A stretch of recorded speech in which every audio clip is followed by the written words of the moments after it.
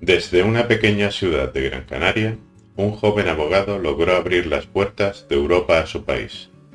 Político, ministro y embajador, Fernando León y Castillo fue la voz de la modernidad española en un tiempo de cambios, y el puente que unió a Canarias con el mundo. Acompáñame en Ecos Hispánicos y descubre la vida del hombre que convirtió la diplomacia en servicio y el progreso en legado. Capítulo 1. El puente entre islas y continentes. En el corazón de Telde, un 30 de noviembre de 1842, nació Fernando León y Castillo, primogénito de una familia culta y liberal que representaba la pequeña burguesía ilustrada de Gran Canaria. Su padre, Juan de León y Falcón, era funcionario del ayuntamiento. Su madre, María del Castillo Westerling, descendía de una estirpe europea afincada en las islas. Aquel hogar, modesto pero impregnado de inquietudes intelectuales, vería crecer a varios hijos, entre los que también brillaría Juan León y Castillo, futuro ingeniero civil y aliado inseparable de Fernando en los grandes proyectos de su vida. El nacimiento de Fernando coincidió con una España en transformación. Bajo el reinado convulso de Isabel II, liberales y conservadores se disputaban el rumbo del país, mientras en Europa se extendían los ideales de progreso y constitucionalismo. En las Islas Canarias, el eco de esas reformas llegaba atenuado por la distancia. El comercio atlántico empezaba a abrir nuevas posibilidades, pero la administración seguía ignorando a un territorio periférico que ansiaba modernizarse. El joven León y Castillo recibió su formación en el Colegio de San Agustín de las Palmas de Gran Canaria, uno de los centros más prestigiosos del archipiélago. Allí se destacó por su talento para la oratoria y la escritura, en un ambiente académico que fomentaba la cultura humanista y el pensamiento crítico. Entre sus compañeros de aula se encontraba un joven Benito Pérez Galdós, con quien compartiría más tarde amistad y destino en la capital. Aquellos años de estudio marcaron el despertar de una generación de canarios ilustrados, conscientes de que la insularidad no debía ser un límite, sino un punto de partida. En 1860, con apenas 18 años, Fernando emprendió el viaje decisivo, su traslado a Madrid para estudiar Derecho en la Universidad Central. Aquel paso simbolizaba algo más que una formación universitaria. Era el salto de un isleño hacia el corazón político de España, el inicio de un camino que uniría las orillas del Atlántico con los salones del poder europeo. Capítulo 2. Raíces universitarias y primeros pasos políticos. En la bulliciosa Madrid de mediados del siglo XIX, Fernando León y Castillo se sumergió por completo en la vida universitaria.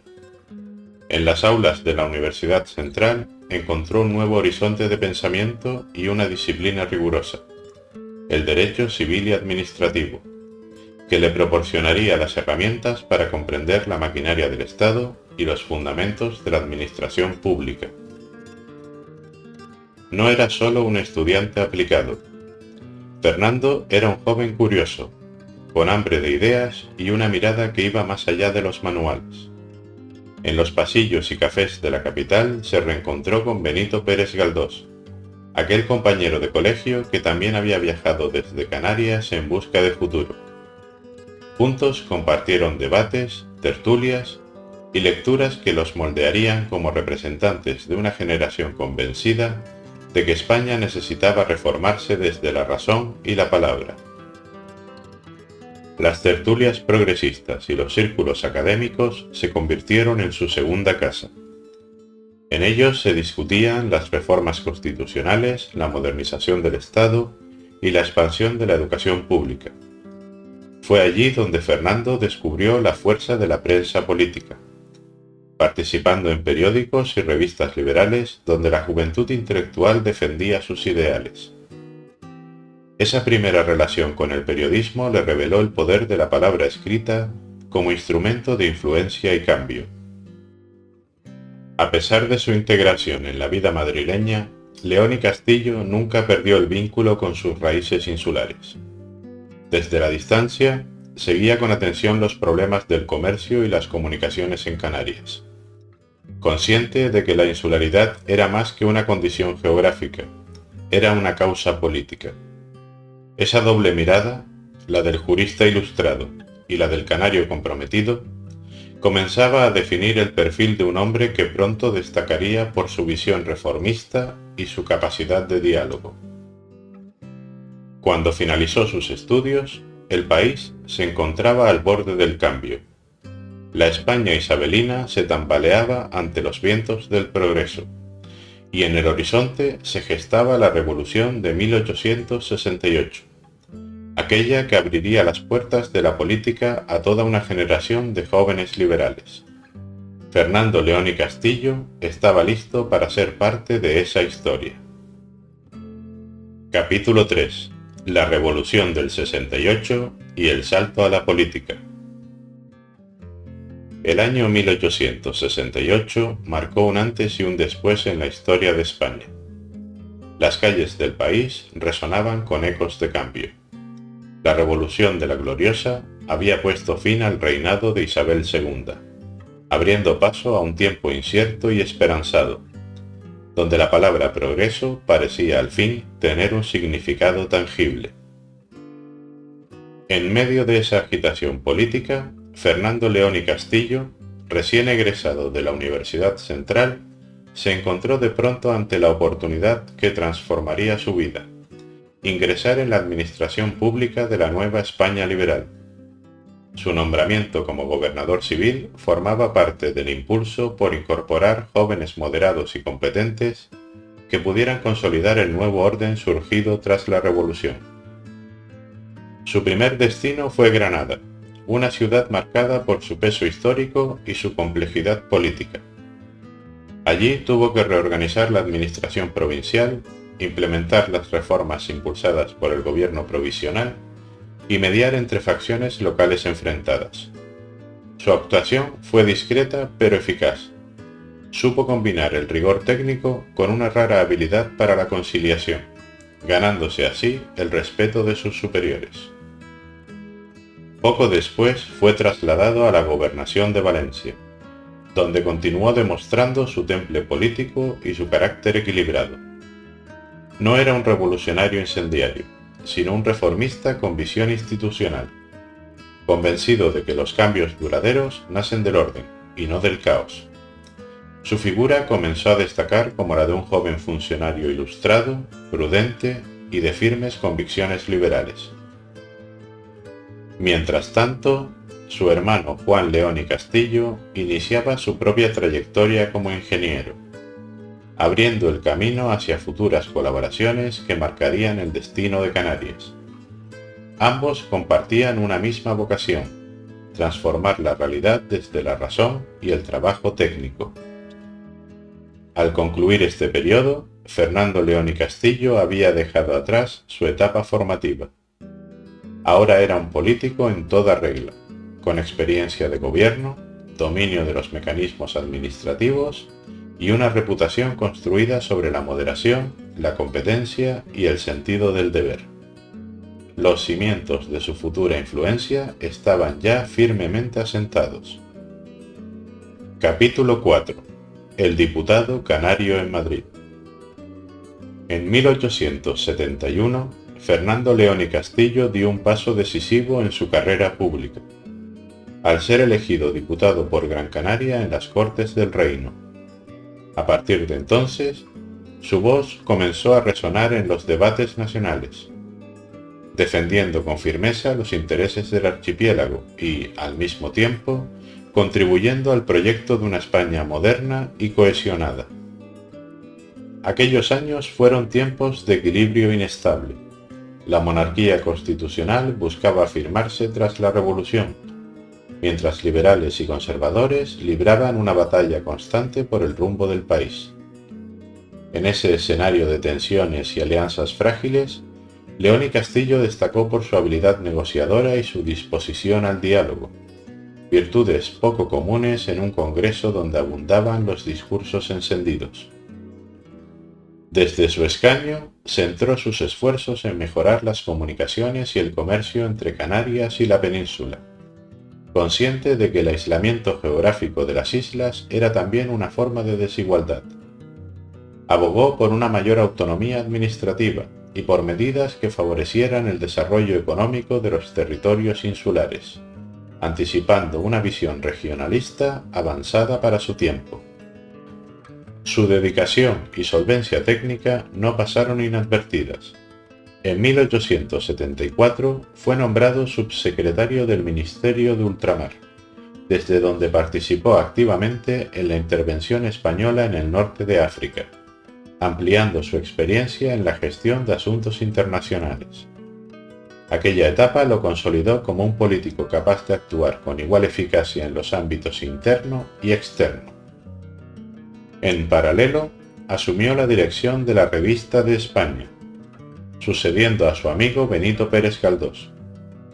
Desde sus páginas impulsó el pensamiento liberal y la discusión de ideas sobre la educación, la economía y la función del Estado en la sociedad moderna. La palabra escrita se convirtió para él en una prolongación natural de la acción política. En el Madrid de la Restauración, León y Castillo alternaba los debates del Congreso con las tertulias literarias y los salones intelectuales. Mantuvo trato con figuras de la talla de Práxedes Mateo Sagasta, Antonio Cánovas del Castillo y Emilia Pardo Bazán, compartiendo con ellos su fe en el progreso y en el papel civilizador de la cultura. Su figura se fue perfilando como la de un político ilustrado, capaz de unir el rigor del jurista con la sensibilidad del humanista.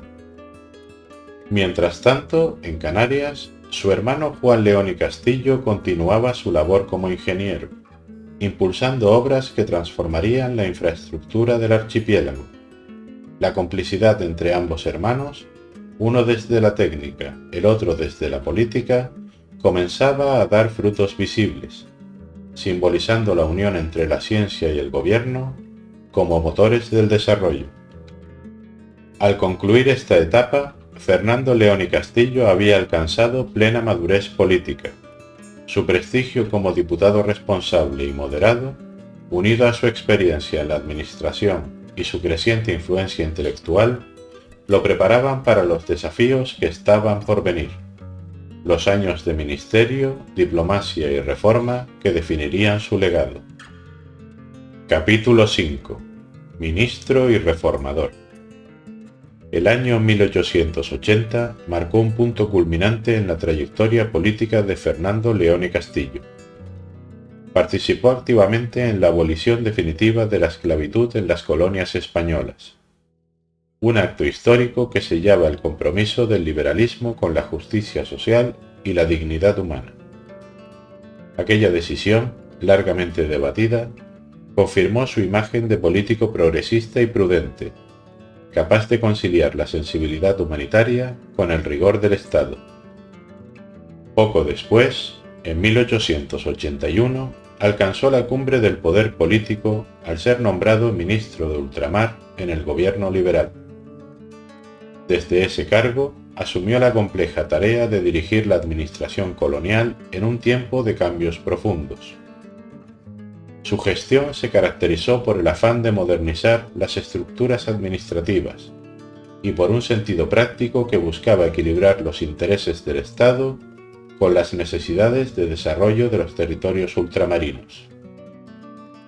León y Castillo no fue un hombre de gestos grandilocuentes, sino de reformas silenciosas y eficaces. Promovió reorganizaciones administrativas, impulsó la formación técnica de los funcionarios coloniales y abogó por una gestión basada en la legalidad y la eficiencia. Su visión se alejaba de los excesos imperialistas de su tiempo. Creía que el progreso debía basarse en la educación, la administración racional y la cooperación económica. Durante un breve periodo, también ocupó la cartera de Gobernación, donde aplicó los mismos principios de orden, transparencia y modernización a la administración interior del país. Desde allí impulsó mejoras en la gestión local y en la coordinación entre los distintos niveles del Estado, anticipando un modelo de gobernanza más eficaz y menos dependiente de la improvisación política. Pero, incluso desde los ministerios de Madrid, su pensamiento seguía mirando hacia el Atlántico. Mantuvo siempre un compromiso constante con Canarias, colaborando estrechamente con su hermano Juan León y Castillo y con el grupo de políticos grancanarios que impulsaban la modernización del archipiélago. De esa colaboración surgieron proyectos decisivos, como la ampliación y consolidación del puerto de La Luz y Las Palmas, que obtuvo la condición de puerto franco, abriendo así las puertas de la isla al comercio transatlántico. A este impulso se sumaron el Faro de Maspalomas y el Lazareto de Gando, obras que transformaron el paisaje costero y sentaron las bases del futuro desarrollo económico de Gran Canaria. León y Castillo supo armonizar la eficacia administrativa con la sensibilidad cultural. En su correspondencia con Benito Pérez Galdós y Emilia Pardo Bazán, se revela el espíritu de un hombre que concebía la política como una forma de cultura, y la cultura como la más noble de las políticas. En las tertulias y en los despachos, su figura encarnaba el ideal de servidor público ilustrado, aquel que gobierna no para sí, sino para el porvenir. Al término de su ministerio, Fernando León y Castillo dejaba tras de sí una estela de reformas duraderas, instituciones modernizadas y una imagen de España más racional y abierta al mundo. Su destino lo aguardaba más allá de los límites del gobierno. La diplomacia internacional lo llamaba, y en París encontraría el escenario donde su talento político y su visión cultural alcanzarían su máxima expresión. Capítulo 6. El embajador en París. En 1887, Fernando León y Castillo fue designado embajador de España en París, destino que marcaría la etapa más prolongada y prestigiosa de su vida pública. A sus 45 años, llegaba a la capital francesa con la madurez del político que ya había conocido el poder y la serenidad del diplomático que comprende el peso de las palabras. España, todavía buscando afirmar su lugar entre las naciones europeas tras décadas de inestabilidad, encontraba en él un representante digno, prudente y culto. Su carrera internacional, sin embargo, había comenzado antes. En la Conferencia de Berlín de 1884 a 1885, León y Castillo representó a España en las negociaciones sobre la reorganización colonial de África. En aquel congreso, rodeado de delegados de las grandes potencias, demostró su habilidad diplomática y su sentido del equilibrio, defendiendo los intereses españoles sin estridencias, con la firme cortesía que lo caracterizaba. Desde su llegada a París, su figura se convirtió en sinónimo de elegancia política y prestigio intelectual. Durante más de 3 décadas, fue testigo y protagonista de los grandes movimientos de la política europea. En 1906, desempeñó un papel esencial en la Conferencia de Algeciras, mediando en la crisis marroquí y contribuyendo a mantener la estabilidad del norte de África. 2 años antes, en 1904, había firmado en nombre del gobierno español el Acuerdo Internacional para la Supresión de la Trata de Blancas, un gesto que reafirmaba su compromiso con las causas humanitarias y con el derecho internacional. Su trayectoria diplomática fue reconocida con las más altas distinciones: la Gran Cruz de la Legión Francesa en 1890, el Collar de Carlos III en 1893, su ingreso en la Real Academia de Ciencias Morales y Políticas en 1896, el título de Caballero de la Orden del Toisón de Oro en 1910 y el de Senador Vitalicio del Reino en 1912. Condecoraciones que no solo premiaban sus logros, sino también su autoridad moral y su capacidad de tender puentes entre culturas. Más allá de los salones diplomáticos, León y Castillo mantuvo viva su pasión por la cultura y la amistad intelectual. En su residencia parisina recibía figuras como Emilia Pardo Bazán, con quien compartía tertulias de literatura, política y gastronomía. Aquellas veladas entre el aroma del vino francés y las voces de la España ilustrada mostraban su rostro más humano, el del hombre que había hecho de París una prolongación elegante y cosmopolita de su identidad canaria. Cuando estalló la Primera Guerra Mundial, supo mantener la serenidad. Desde la embajada defendió la neutralidad de España, consciente de que la prudencia podía ser más heroica que el entusiasmo bélico. Gracias a su intervención discreta, las relaciones exteriores del país se conservaron estables en medio del caos europeo. Al término de aquella etapa, Fernando León y Castillo era considerado uno de los diplomáticos más respetados de su tiempo. Su nombre evocaba equilibrio, inteligencia y lealtad, virtudes que había sabido ejercer con la misma dignidad con la que un isleño contempla el horizonte del mar, con firmeza, paciencia y con fe en el porvenir. Capítulo 7. Muerte, homenaje y legado. El 12 de marzo de 1918, en la localidad francesa de Biarritz, se apagaba la vida de Fernando León y Castillo, uno de los nombres más ilustres de la política y la diplomacia española del siglo XIX. Moría lejos de su isla natal, pero con el reconocimiento de Europa entera. Con él se cerraba una generación de hombres de Estado que habían hecho de la palabra, la prudencia y la razón sus principales armas.